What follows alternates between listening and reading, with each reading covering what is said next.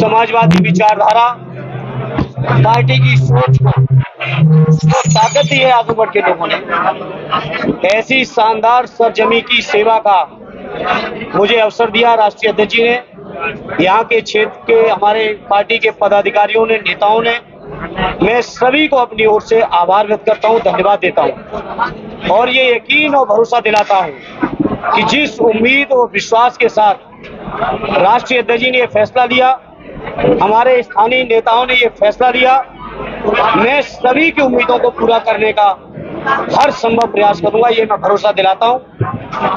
आजमगढ़ का जो तरक्की, खुशहाली और विकास का समाजवादियों के साथ जो इतिहास जुड़ा हुआ है, श्रद्धेय नेताजी ने आजमगढ़ को न केवल विकास और तरक्की के रास्ते पर ले जाने की शुरुआत की थी, बल्कि मैं आज फख्र के साथ इस बात को कह सकता हूं, आजमगढ़ की विकास की एक एक ईंट पर या तो श्रद्धेय नेताजी का या माननीय अखिलेश यादव जी का नाम लिखा हुआ है।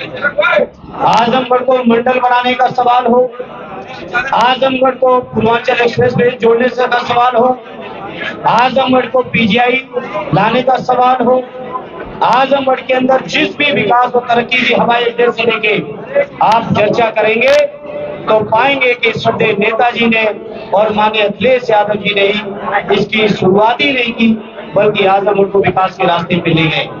जहां एक और नेताजी और माननीय अखिलेश जी या समाजवादी नेताओं ने लगातार आजमगढ़ का ख्याल रखा, वहीं फख्र के साथ मैं इस बात को कहता हूं, चाहे कितनी भी चुनौतियां रही हो, आजमगढ़ के जनमानस ने कभी समाजवादियों को कमजोर नहीं होने दिया। मुझे याद है बचपन से जब मैं श्रद्धेय नेताजी के सानिध्य में रहता था, पढ़ता था, उनके पास रहता था, समाजवादी पार्टी के सामने, समाजवादी विचारधारा के लिए अगर कोई भी बड़ी चुनौती आई तो आजमगढ़ की ओर नेताजी ने रुख किया, और जब नेताजी ने आजमगढ़ की ओर रुख किया तो केवल रुख ही नहीं किया, बल्कि आजमगढ़ के लोगों ने समाजवादी विचारधारा को एक नई ऊंचाई देने का हर संभव काम किया है। और मैं समझता हूं मेरे जैसे या किसी भी समाजवादी कार्यकर्ता के लिए आजमगढ़ जैसी शानदार सरजमी की सेवा का, आजमगढ़ के लोगों के बीच रहने का अगर कोई मौका मिलता है तो मैं समझता हूँ उस कार्यकर्ता का सौभाग्य है, ये फख्र का विषय है हमारे लिए। इसलिए आज इस मौके पर जहाँ स्वर्गीय रामबच्चन जी, स्वर्गीय चंजीत जी, स्वर्गीय रामनरेश जी से लेके श्रद्धेय नेताजी ने क्षेत्र के लोगों की सेवा की हो, आदरणीय राष्ट्रीय अध्यक्ष जी के मान सम्मान को जिस क्षेत्र के लोगों ने बढ़ाया हो, ऐसे अपने क्षेत्र के लोगों के बीच मैं भरोसा और यकीन दिलाता हूं आप सबके माध्यम से, मीडिया के लोगों, आपके माध्यम से, कि आजमगढ़ के लोगों आपकी तरक्की और आपकी खुशहाली में हम अपनी ओर से कोई कोर कसर नहीं रखेंगे। एक अलग बात जो आजमगढ़ में है, जो हो सकता है कुछ जिलों में ना हो, वो एक अलग तेवर है। आजमगढ़ के लोग हमेशा क्रांतिकारी राजनीति का काम किए हैं। आजमगढ़ के लोगों ने हमेशा अन्याय अत्याचार को अस्वीकार किया है, और अन्याय अत्याचार के खिलाफ अगर जंग की कहीं शुरुआत होती है तो ये आजमगढ़ की ही सरजमी है, जहां पूर्वांचल के प्रवेश द्वार के तौर पे आजमगढ़ को माना जाता है। उसी आजमगढ़ के लोगों के बीच आज मुझे फख्र है कि पार्टी ने मुझ पे एक बार फिर यकीन भरोसा करके भेजा है, और मैं पार्टी को और आजमगढ़ के जनमानस को अपनी ओर से आश्वस्त करता हूं कि उनकी हर उम्मीद को पूरा करने का अपनी ओर से हर संभव प्रयास करूंगा। बिल्कुल जाएंगे, हमारी पार्टी लगातार सक्रिय है।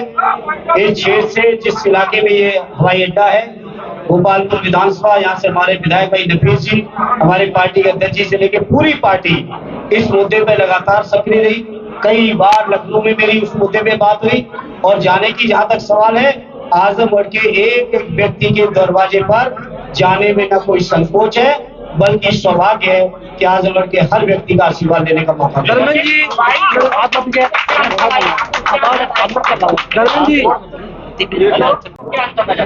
आपको नहीं महसूस हुआ क्या? यहाँ की जनता को कैसे आश्वस्त करेंगे कि उनकी समस्या डायरेक्ट सुनेंगे? बिल्कुल सुनेंगे, सुनी है, और यहाँ की जनता को यही यकीन न होता तो हमारे 10 के 10 विधायक यहाँ की जनता के आशीर्वाद से कैसे जीतते? धर्मेंद्र जी लगातार हर चुनाव पर चुनाव देश में प्रदेश में कई भाजपा के लोग जीते होंगे, लेकिन आजमगढ़ के लोगों ने कभी बीजेपी के लोगों को जीतने नहीं दिया। एक ये जीत हुई, एक एक्सीडेंटल जीत है, उसका लोगों को अफसोस भी है, एहसास भी है। और इस चुनाव के परिणाम जब आएगा 4 जून को, तब आप महसूस करोगे कि आजमगढ़ के लोगों ने किस कदर जवाब दिया है। राजभर बोल रहे कि 10 सीट अब छोड़िए उनके बीच, उनके भरोसे दरोगा उनके भरोसे पर दारा सिंह जी भी लड़ रहे थे बगल के जिले से, इसलिए उनके बारे में मुझे कुछ न कहलवाओ। दारा जी को पुलिस की भर्ती के बारे में इतना ही कहूंगा, जिस तरह से प्रदेश के 50 लाख नौजवानों के साथ अन्याय, अत्याचार, बहाना, धोखा, जिन भी शब्दों का आप इस्तेमाल कर सकते हैं, वो हमारे प्रदेश के नौजवानों के साथ हुआ है। और जब से योगी जी की सरकार बनी है, एक भी भर्ती पूरी नहीं हुई है। हर परीक्षा पूरी तरह से उसके पेपर लीक हो गए, नौजवानों के साथ धोखा हो रहा है। 7 सालों में हमारे लाखों करोड़ों नौजवान ओवरेज हो गए हैं। उस बात का जवाब बीजेपी के लोग दें। और जैसा हमारे आदरणीय अध्यक्ष जी ने कहा है, 80 जिताओ रोजगार पाओ, ये समाजवादी पार्टी की, उत्तर प्रदेश की पार्टी, हमारी आदरणीय अखिलेश यादव जी के नेतृत्व की हमारी पार्टी इंडिया गठबंधन की सरकार बनाएगी, एनडीए को हटाएगी और बेरोजगार नौजवानों की उम्मीदों को हम लोग पूरा करेंगे। जबकि अगर सेंट्रल पावर से कोई आएगा तो आप जनता को कैसे आश्वस्त कर रहे हैं? इसमें यहाँ हमारी पूरी समाजवादी पार्टी के सभी जिम्मेदार साथी, हमारी पार्टी का संगठन, हमारे 10 विधायक, हमारे माननीय एमएलसी लोगों ने लगातार सेवा की है पार्टी की, इस क्षेत्र की जनता की।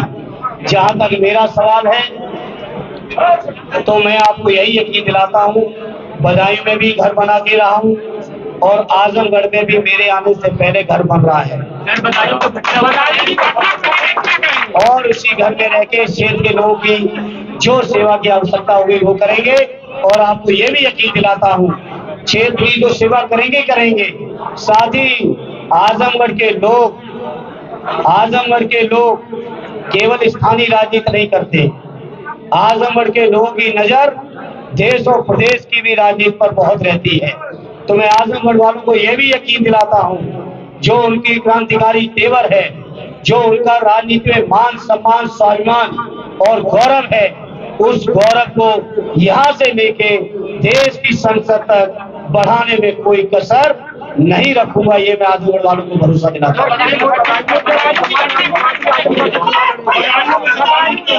देखिए, दुर्भाग्यपूर्ण घटना है, मासूमों की जान गई, दुर्भाग्यपूर्ण है।